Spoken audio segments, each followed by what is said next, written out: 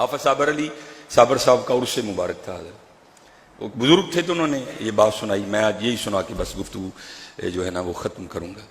جب بھی بات یاد آتی ہے حضرت میرے اندر آنسو گرتے ہیں. واقعتاً اسی طرح ہے حضرت. وہ بزرگ کہتے ہیں کہ بارش نہیں برس رہی تھی. ایک پانی کی بارش ہے حضرت، ایک رحمت کی بھی بارش ہے.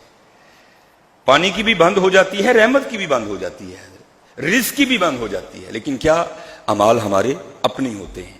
وہ کہتے ہیں بارش نہیں ہو رہی تھی. ہر بندے نے آ کر نا حافظ صابر علی صابر رحمۃ اللہ تعالی علیہ کو کہنا جناب وہ دعا فرماؤ بارش واسطے.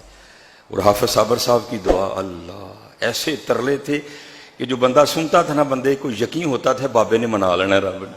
لیکن بڑے دن حافظ صاحب نے دعا کی لیکن بارش نہیں برسی حضرت. تو کچھ لوگ ہوتے ہیں نا حضرت جن پہ اللہ کی اتنی رحمت ہوتی ہے، وہ عرضی بھی ڈالیا کرتے ہیں رب کریم کیا ہو گیا، کیوں بارش نہیں برس رہی. پھر ان کو جواب بھی دیا جاتا ہے، شاید جواب آیا ہو ادھر.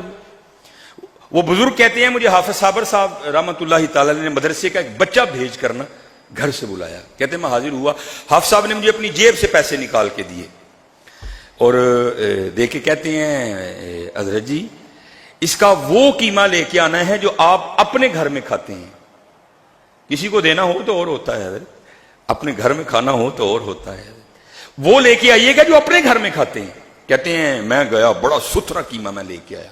کہتے ہیں میں نے پیش کیا. اب کہتے ہیں میرے اندر یہ تجسس تھا، میں دیکھنا چاہتا تھا کہ حافظ صابر علی صابر صاحب قیمے کا کرتے کیا ہیں. لیکن مجھے فرمانے لگے تسی جاؤ. کہتے میں بھی نہیں گیا کوئی، میں باہر جا کے نا سائڈ پہ چھپ گیا.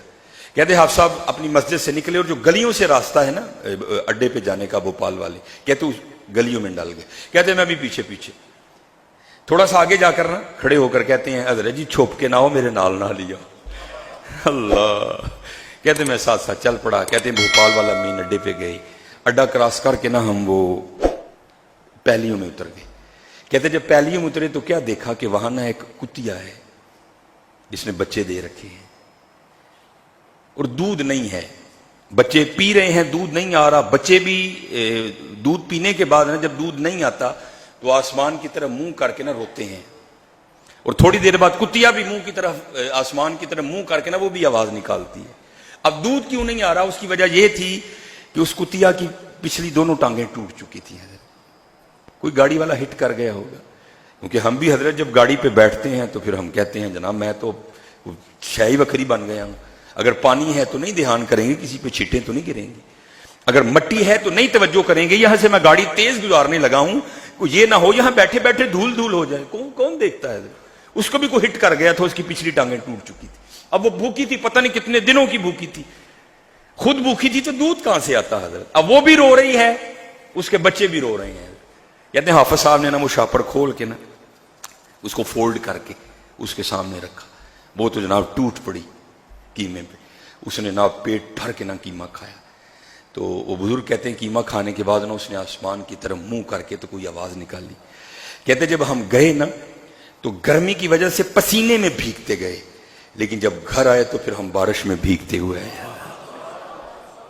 حضرت رجے رجانے حضرت رجے رجانے، بھوکے تو پھر بھوکے ہی رہ گئے حضرت. اور میرے حسین کا طریقہ یہ تھا، میں نے اس دن بھی بیان کیا تھا، پیچھے نشان تھا. امام زین العابدین رضی اللہ تعالیٰ عنہ سے پوچھا گیا یہ حسین نشان کاہے کا ہے؟ تو امام رو پڑے. آپ نے فرمایا یہ نشان ان بوریوں کے ہیں جو امام رات کے اندھیرے میں اپنے کندھے پر اٹھا کر یتیموں کے گھروں میں چھوڑنے جایا کرتے تھے. دھیان کرو حضرت، دھیان کرو. وما علینا الا البلاغ المبین.